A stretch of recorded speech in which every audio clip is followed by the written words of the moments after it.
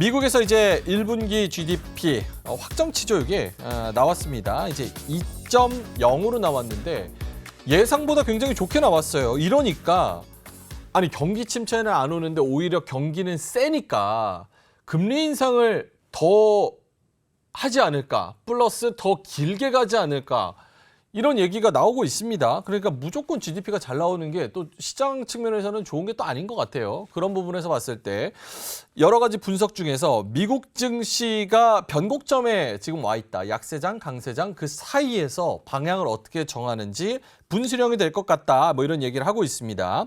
자, 그러면은 두 분의 OX 한번 들어볼 텐데요. GDP 호조에도 강세와 약세, 변곡점에 선 시장 어떻게 보시는지 강세, 약세, OX로 들어주시면 될 것 같습니다. 하나, 둘, 셋. 강세 쪽으로. 사실 이게 왜 그러냐면 통화정책 측면에서는 지금 7월에 한 번 그리고 9월엔 좀 지켜볼 것이다가 시장의 컨센서스 같은데 이렇게 경기 GDP가 잘 나와 버리면 9월에도 금리 인상하겠구나. 그러면 두 번이나 남았네? 약간 이런 생각을 가지면서 시장 측면에서는 좀 압박을 받을 수도 있을 것 같거든요. 그런데도 O를 들어주신 이유 김민성 대표님부터. 일단은 뭐 파월의 매파적인 발언이라든지 뭐 이런 것 때문에 외국인에 대한 수급도 계속 혼조세가 나타나고 있고요. 예. 좀 시장 자체가 좀 이제 리스크가 나타나지 않느냐 해서 단기적인 포지션으로는 좀 계속해서 해지가 나타나고 있는 모습인 거는 맞습니다. 근데 아까도 말씀드렸던 것처럼 지금 결국에는 증시는 이제 경기를 선반영하는 지표가 될 수가 있기 때문에 기업들이 회복을 하고 돈을 잘 벌고 있다라는 거는 결국 투자 포인트로 접어들기 시작을 하면은 증시는 상승할 수가 있습니다. 그래서 뭐 우상향으로 뭐 계속해서 상승을 하면 좋겠지만 이제 이러한 파월의 발언이라든지 매파적인 모멘텀 때문에 시장을 흔들릴 수는 있어요. 흔들 수 있는데 그렇다고 해서 지금 경기가 갑자기 뭐 고꾸라지거나 이런 사이클이 만들어질 수 있는 그런 구간은 아니기 때문에 충분히 우리가 바닥에서 경기가 회복이 되고 있다라는 거는 명확하게 지표들이 설명을 하고 있습니다. GDP뿐만이 아니라 좀 뭐 수출에 대한 흐름도 계속해서 좋아지고 있고 반도체 산업도 우리가 예상한 대로 이제 하반기부터 좋아질 거라는 예측이 맞아 떨어지고 있기 때문에 여러 가지 대외 변수를 고려하더라도 경기만 본다라고 하면은 우리 오히려 좋아질 가능성이 굉장히 높고 그리고 여기서 더불어서 전쟁이 좀 잘 마무리가 된다라고 하면은 오히려 그동안 억눌렸던 지수들에 대한 상승 사이클까지도 기대해 볼 수가 있어서 지금은 우려감도 남아 있지만 그만큼 기대감도 많이 남아 있기 때문에 제가 봤을 때는 우리가 실물 경제에 집중하고 지금 경기 회복 구간이고 화랑 기간까지 생각을 한다라고 하면은 크게 너무 겁먹으실 필요는 없다라고 보시면 좋을 것 같고 시장에 대한 방향성 자체는 계속 한 가지 방향성으로 끊임없이 연초부터 가고 있다. 이렇게 좀 말씀을 드리고 싶습니다. 알겠습니다. 근데 사실 미국 증시를 이끌어온 게 이제 매그 세븐이라 그래서 그 마이크로소프트, 엔비디아, 테슬라, 애플 이렇게 집중적으로 큰 종목들 특히나 기술주들이 미국 증시의 상승을 이끌어왔잖아요. 근데 이런 기술주들이 가장 민감한 게 금리 아니겠습니까? 근데 금리 인상이 두 번이 더 된다?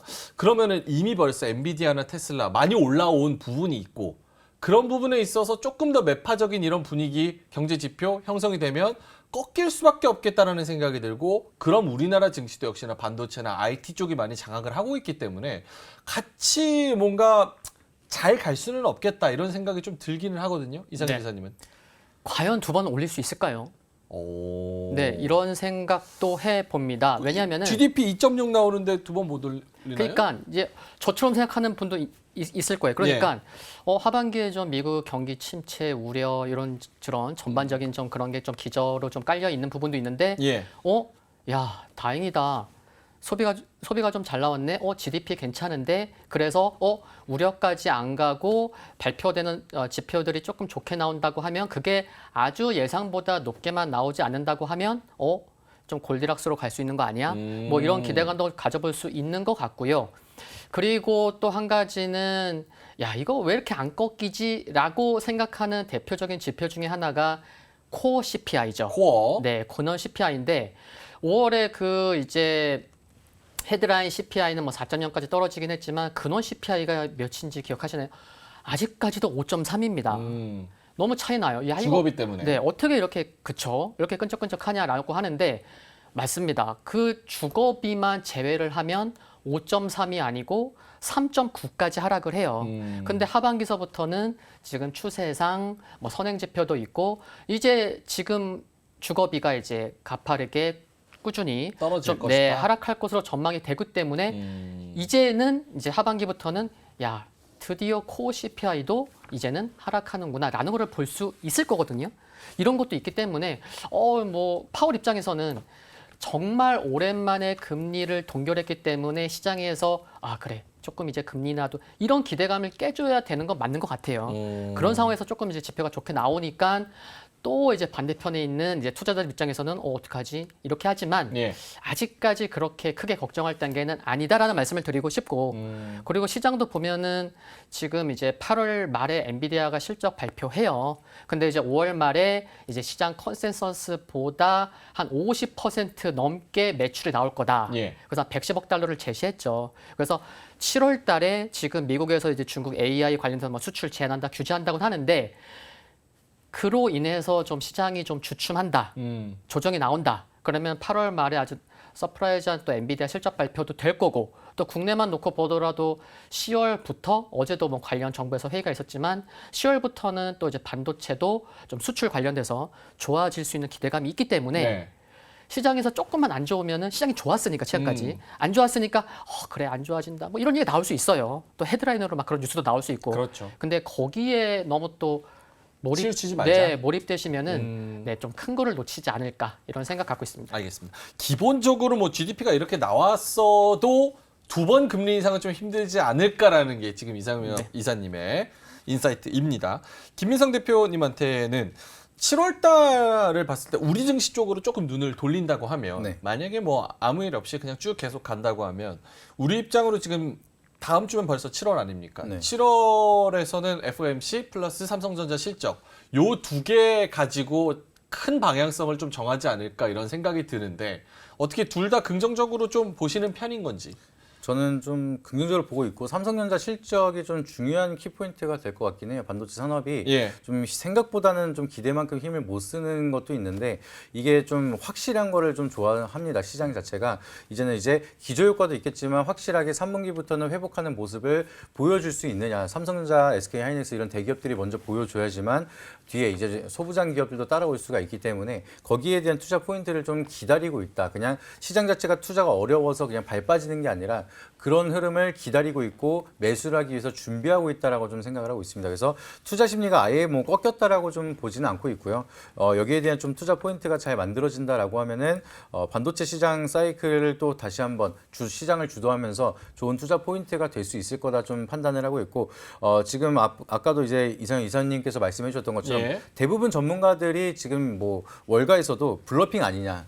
이제 금리 인상을 하는 게 블러핑 아니야 이런 얘기도 굉장히 많습니다. 이게 아무래도 이제 좀 정치적으로 위치가 있는 사람들은 책임 전가에 대한 요소를 만드는 게 굉장히 싫어하기 때문에 이제 경기 굉장히 좋다.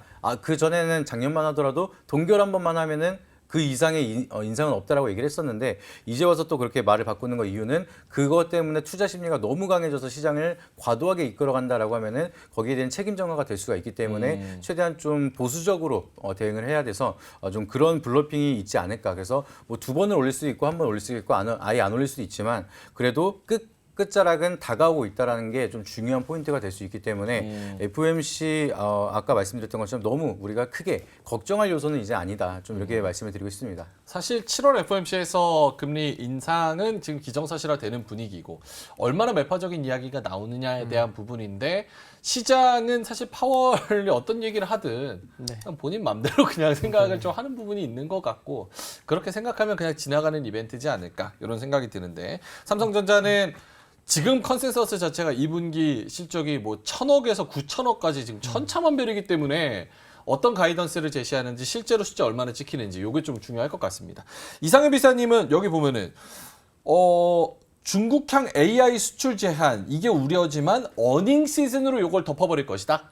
네. 그러면 실제로 우리 그 코스피 상장 기업들이 어닝이 실제로 더 좋을 것이라고 긍정적으로 보시는 편? 지금 제가 이제 그렇게 좀 말씀드리려고 하는 건 일단 미국이긴 했는데 예. 뭐 국내도 좀 말씀을 드리면은 어닝 시즌으로 가까이 올수록 또 시장에서 궁금해하는 거는 야 그래 한 달 전에 기업이나 코스피 전체 상장사들의 그 실적 어닝 시즌에 발표될 기업의 실적이 한 달 전과 뭐 2개월 전과 지금 좋아지고 있냐, 얼마나 좋아지고 있냐, 좋아지고 있다면 예. 그걸 이제 체크하는 게 중요한데 최근에 1개월 최근 한 달 사이에 1개월간 삼성전자랑 SK 하이닉스 2분기 영업이익 전망이요. 얼마나 좀 개선되고 있냐면은 SK 하이닉스가 무려 8% 개선되고 있고요. 그리고 삼성전자는 2.7% 개선되고 있고, 그리고 이 두 기업을 제외한 코스피의 2분기 영업이익 전망도 2.7% 상향 개선되고 있습니다. 그래서 어닝 시즌으로 갈수록 점점 더 이제 높이가 좀 높아지고 있는 거죠. 그래서 이런 부분이 좀 긍정적일 수 있겠다라고 볼 수 있을 것 같아요. 그래서 7월 본격적인 실적 발표는 7월 셋째 주 이후죠. 미국 같은 경우. 그래서 미국에서 뭐 AI 그 규제 소식이 뭐 중순에 나올지 초에 나올지 모르겠지만 뭐 좀 앞에 나와주고 뭐 기업 실적도 잘 나와준다고 하면은 국내든 미국이든 또 최적의 또 매수 타이밍 또 이렇게 째려봐야 될 그런 타이밍이 오지 않을까 싶습니다. 알겠습니다. FOMC라는 여러 가지 기사들이랑 분석들이 나오고 있지만 사실은 지나가는 이벤트다라는 쪽에 지금 눈높이가 좀 맞춰져 있는 편이고, 오히려 삼성전자나 다른 기업들의 실적에 좀 기대감을 가지고 바라보면 7월을 넘어서 하반기도 괜찮지 않을까 이런 생각을 하고 계신 것 같습니다. 이로운 경제 채널 EBC